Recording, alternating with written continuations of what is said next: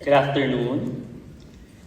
Our commencement speaker is an accomplished HR professional with expertise in crafting HR policies, labor relations modules, and CBA negotiations.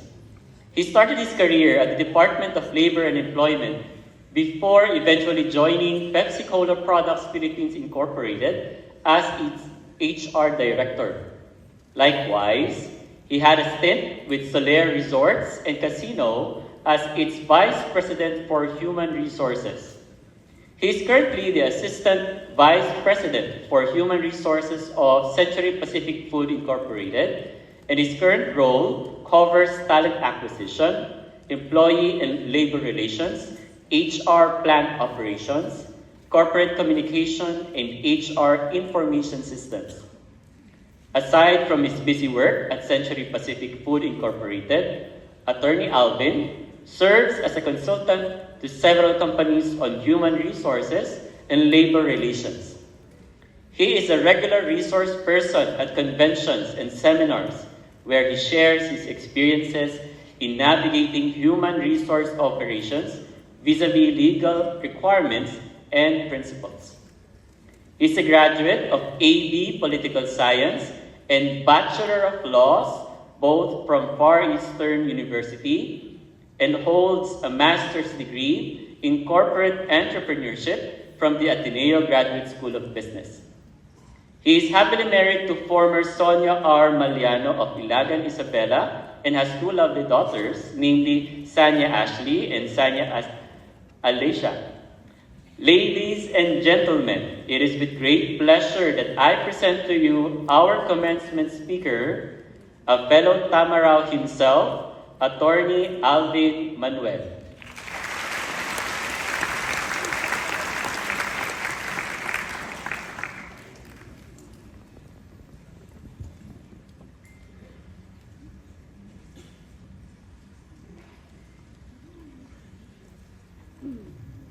Executive Director, Dr. Eneroso Pamitan Jr., Director for Academic Affairs, Dr. Stephen Jacob, Director for Academic Development, Mr. Teofilo Bernardo Gonzalez III, Director for Alumni Relations, Mr. Selmer Santos,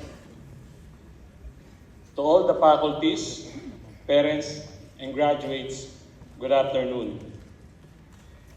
To all of the graduating students and to your respective parents, congratulations on this momentous event. We are all here today because of your commendable shared effort in achieving one goal, to finish senior high school.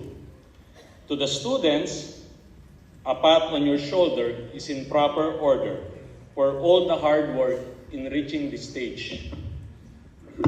And hats off to all the parents for the abundant love and support you have given your children in terms of their education. Today is the culmination of that combined hard work. Savor and enjoy this wonderful moment. Having said that, I am grateful to the management of FEU High School for inviting me this afternoon.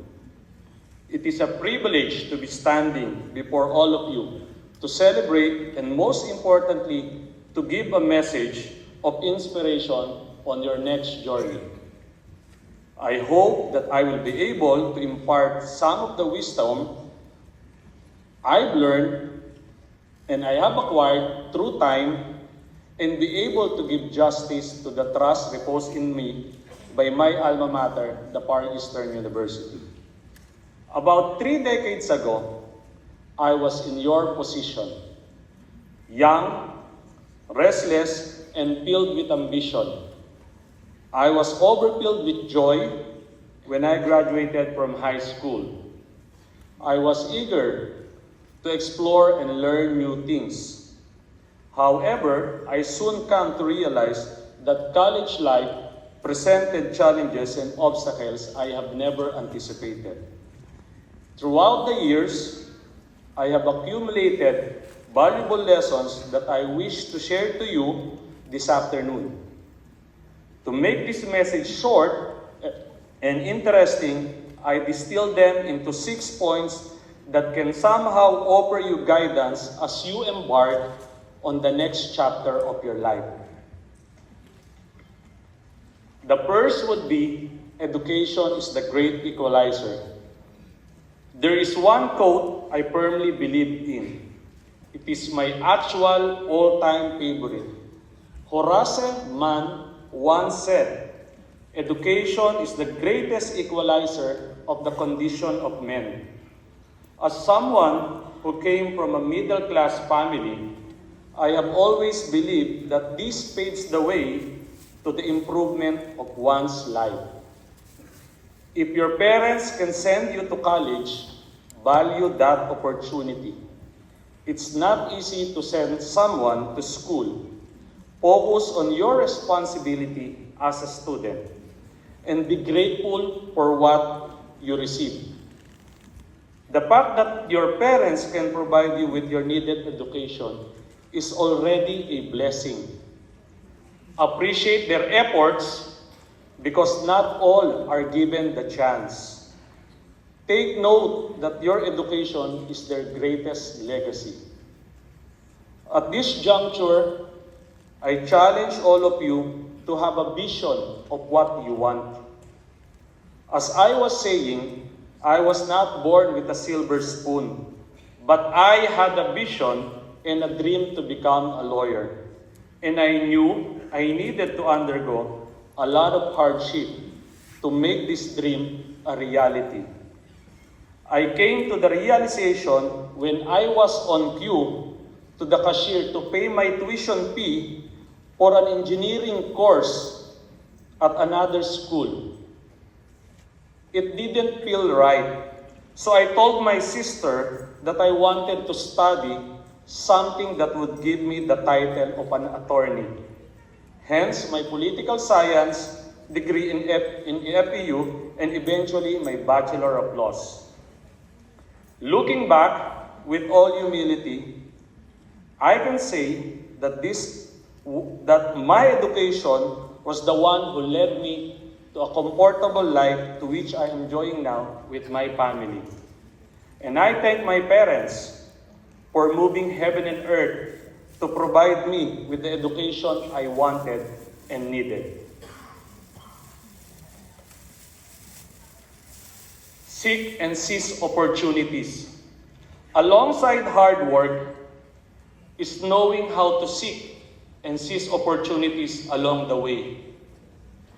A frequently asked question in social media is, diploma o diskarte?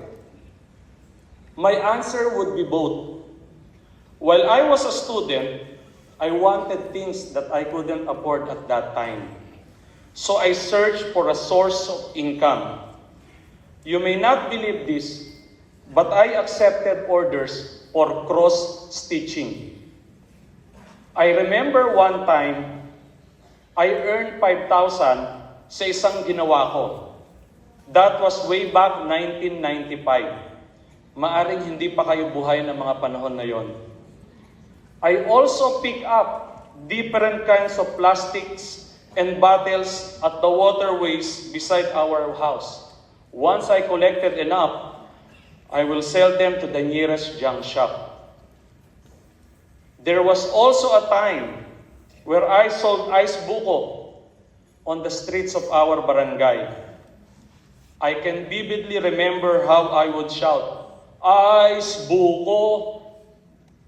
Whenever I brought up this story, my peers were always fascinated. When I was in law school, I drove a jeep. Eventually, naging shuttle driver ako ng mga estudyante sa lugar namin. After driving the whole day, I would usually leave Cavite by 3 p.m. to catch my FEU class at 6 p.m. I would usually study and memorize the provisions of the law while I was inside the bus. And I did it for 2 years. My girlfriend at that time, who is now my wife, yes, even had the privilege to witness may driving skills back then. Tunay talaga ang kasabihan na basta driver, sweet lover.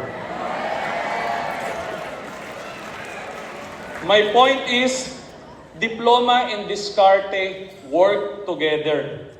You cannot live without the other. Opportunities are abundant. It is everywhere. You just have to persevere and be resourceful. Choose wisely. Tell me who your friends are, and I will tell you who you are. Peer pressures are way too high during college. Your friends can either lead you to the right path or divert you to the wrong direction. Be very careful. You don't have to be snob, but pick your friends wisely. Avoid people who will not help you achieve your goal. If your friends start encouraging you to have vices like smoking, drinking liquor, gambling, or worse, illegal drugs, forget them. In one way or another, they will make you stray from your objective in life. Look for quality, not quantity of friends.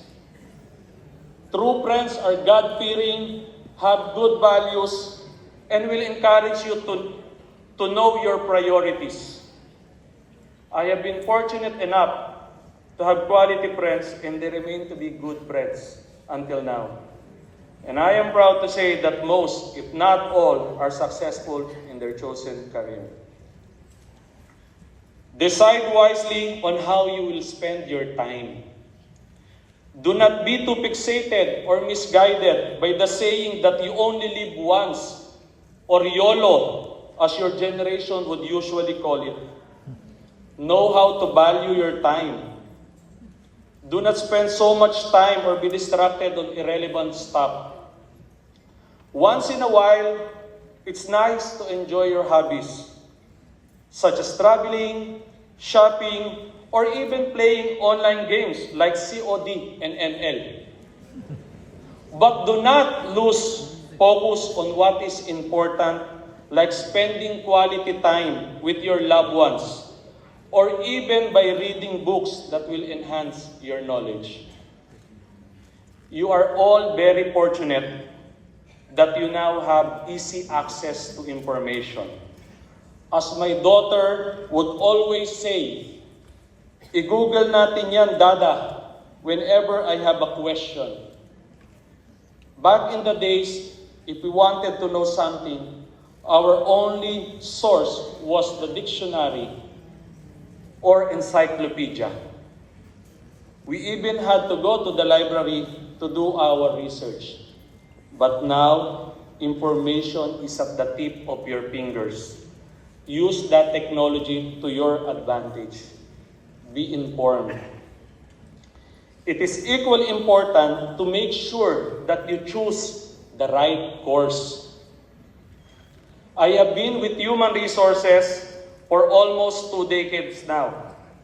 I have interviewed many candidates in numerous corporate positions. Many of them took a degree that they never wanted but were merely pressured to take it by their family and friends without understanding its repercussions at the long run. Many of them pursued courses because it was a trend. Such a mistake, I should say. Famous courses does not guarantee success.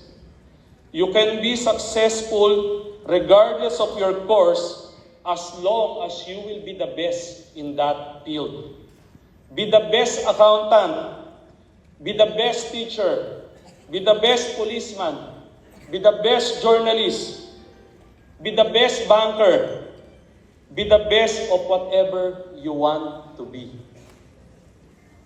Knowing your dream profession can be challenging. But always remember, your course, should not make you feel lost.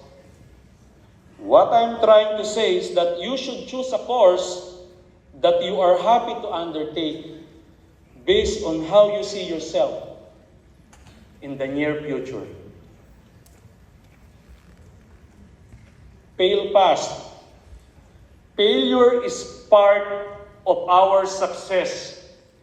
No one in this life is perfect and everybody makes mistake. So if you fail once, don't be discouraged too quickly.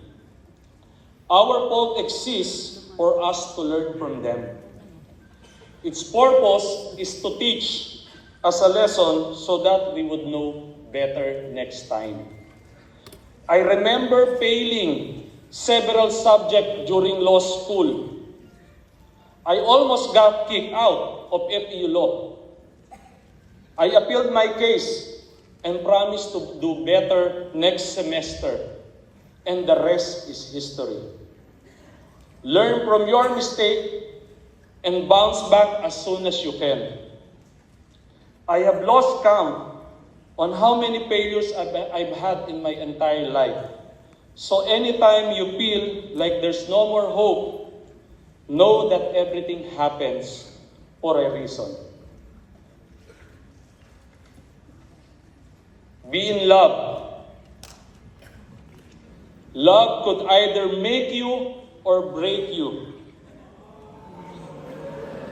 Which is why you should always use the love that you have for a person, place, or thing as a motivation and not a distraction.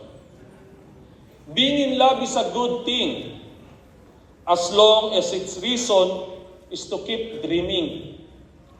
Use the love you have for your family and friends as an inspiration to strive better. It is a powerful driving force that can cause you to do great things. It can easily influence the way you think, act, or say. So love someone who has good values, a dream, and fears the Lord. With the right amount, it could bring you to greater heights. Never forget to love yourself. It is important to take care of your physical and mental health as it will lead you to a long and healthy life. You may be rich and successful nga, pero hindi ka naman masaya at malusog. Everything will be useless. Have a good and healthy diet. Don't abuse your body. Mahirap magkasakit. Amidst the hectic schedule, find time for yourself and take a break. You deserve it. And last reminder, have faith. Keep in mind, all of this would be pointless without faith in our Lord. You've got to have a personal relationship with the Lord. There is no such thing as a busy schedule. Find time to pray. Believe in the power of God. When everything is not falling into its rightful places, when everyone seems to have abandoned you, the good Lord is just a prayer away and He will never let you down. Libre ang manalangin. Remember that God answers in 3 ways. Yes, because you deserve it. No, because you deserve better. And not yet, because the best is yet to come. There is a time for everything, and a season for every activity under the heavens. Whenever people ask me how I passed the bar exam, I will always say, and I always say, that passing the bar exam is God's work. It was 99% prayers and just 1% perspiration on my part. It's not about me. I'm nothing without the Lord, and I will forever be grateful for the endless blessings that He has given to me. You've got to learn to be grateful for everything that you have. True happiness starts from appreciating what you have, regardless of how trivial it may be. Allow me to quote former PepsiCo CEO Indra Nooyi. According to her, in the end, no matter how much money you make and how much success you create, what you are left with is family, friends, and faith with the Lord. I would like to end my message to this graduating class with a fervent prayer that may you all achieve what you pray for, and may you never lose your personal integrity in pursuing your goal. I wish you all the best and congratulations.